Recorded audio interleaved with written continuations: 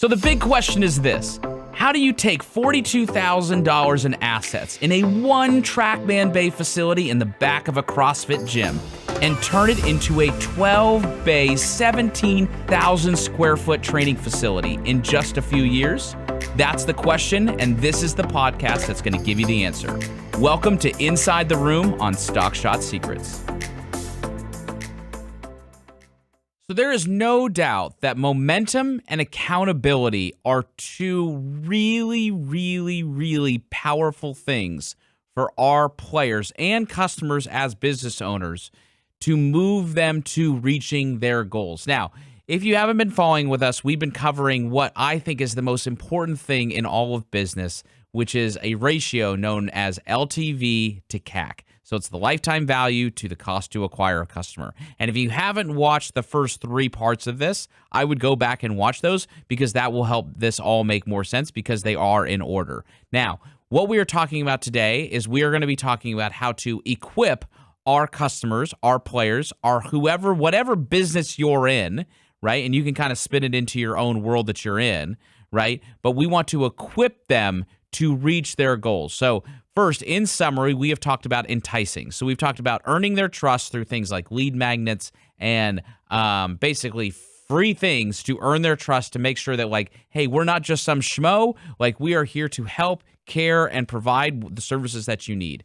Then we talked about engagement. We talked about having 5-star customer service, like the feeling of the facility. Everything about it is amazing, right? Then after we did that, now we talked about empowering. And empowering is all about giving them a plan and hope that they can take their pain away, whether that's like a crick in your neck if you're a chiropractor, or if that's like a nasty slice because you're a golfer, right? They need to be empowered to reach their goal. So now, after we have done that, we enter the fourth stage. And the fourth stage is equipping them with the resources and the things that are needed to reach their goal. Now, the first and foremost, what people need and what golf pros ruin, and no one does this, and it's kind of their fault. I am going to throw a stone, but it's probably just because they don't know what they don't know, is they don't give the player systematic ways to actually improve what it is that they need to do, right? So the first part is they have no plan, right? The golf pro in the golf industry, the player shows up and it's like every single lesson is a different lesson. They're working on a different thing. And it's like, this week is your grip. The next week is like your impact. The next week's your follow through. Then the fourth time is like your backswing. It's like, well, why am I doing my grip and my impact, but then my backswing? Like, why is this not going in order? Why are we not working on first things first? Why are we doing fifth things first or seventh things first? We need a chronological order. And then on top of that, this is something that if you are a player and you are taking lessons, right? The question that you need to ask yourself when you are taking lessons, right, is you have to say, if my instructor isn't here, how do I know if I'm doing it or not? Hey guys, I hope you are enjoying this episode of the Stockshot Secrets podcast. If you are enjoying it, be sure to like this episode. Be sure to subscribe so you can always see when they're coming out. And most importantly, if you would be so kind to be able to share this podcast with other passionate golfers who are trying to get better and build stock shots, because it grows through you sharing it. Thank you so much for tuning in. And now back to Stockshot Secrets. Like, if you have to look back at the instructor and you go, did I do it? That means that when he's not standing or she's not standing behind you, you're a mess. You have no chance. You have to understand what it is that you're trying to do, and you have to have systematic ways of doing that, right? So that would be, in our world, that would be two things. That would be like feedback and constant contact. You need to have props and tools and things to make sure that you are basically knowing that if you're missing the cone, you are doing it correctly.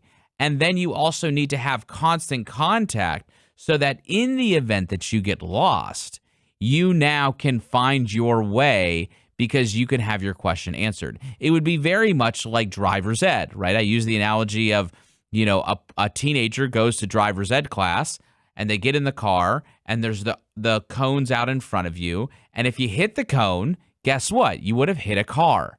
So that gives the teenager a feel of what it would be like, of how to navigate the car in parallel parking so that they can learn how to do that. That's the feedback.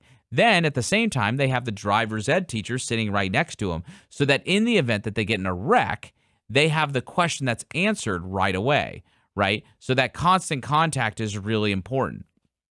And on top of that, inside this equipping stage, right, we need to have programs that are built for accountability. See, everyone needs to be held accountable, right? And the people who are with us, whatever line of business that you're in, they need accountability to make sure that they're doing it. And accountability can look an array of different ways.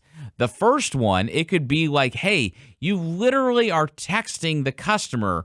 Let's just say you own like a stretch facility, like Stretch Lab. It's like you're texting the person. You're like, did you stretch today? I told you to stretch, right? That's one way to do it. The other thing is it could be like simple engagements like emails and texts and like, you know, just an email coming from your company to that person that just reminds them like, hey, this is what we're here for. Like, this is what you want to do.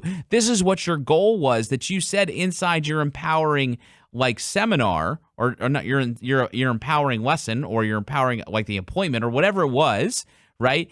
The accountability can happen in an array of different forms, but that needs to be built into that person's process so that they continue to feel like they're moving forward, advancing, and most importantly, they feel supported with whatever the resources are that they need to reach their goal, right? And a lot of times in the golf world, speaking to my golf owners and golf facility owners and golf and green grass facilities, is what happens is we fall short in providing systematic ways and accountability programs and constant contact and of ways for our players to get better in all of the different areas that they need to improve. So yes, like in golf, it's not just about how you hit a 7-iron on the range. Who cares? I mean, yes, that is a thing and it's important, but it's just one thing. There's also like, how is your body work? How is your mind working? How are your golf clubs? How's the course management?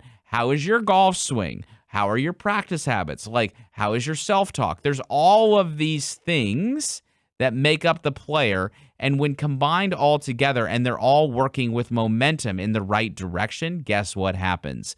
Your players start to fulfill their own unique God-given design. And that's what this thing is all about, right? So that's the next stage, is equipping them with the things that they need to reach their goal. And the goal that you have set forward happened in the last stage, in stage 3 of empowering them. So we're enticing, engaging, empowering, equipping, right? So now we're through 4 stages of the 6. And now stay tuned as I drop the next one in stage 5. Hey, thank you so much for tuning in to the latest episode of Stock Shot Secrets. I want to invite you, the business owner who would like to learn how to scale your revenue to make more money inside your business. I want to invite you to Columbus. Spend a few days with me where I show you everything that we do at the golf room to build our business to go from like 1 bay to 2 bays and then 2 to 3 and 3 to 4, 4 to 6 and 6 to 12, and now the largest player development facility in America. I'm going to show you everything we have, basically give you the franchise code, if you will, on how we go about our business. So I want to invite you to learn more about it. Just go to thegolfroom.com/business-coaching, and you can learn all about this process and see if it's a good fit for you. And hopefully I see you soon in Columbus, Ohio.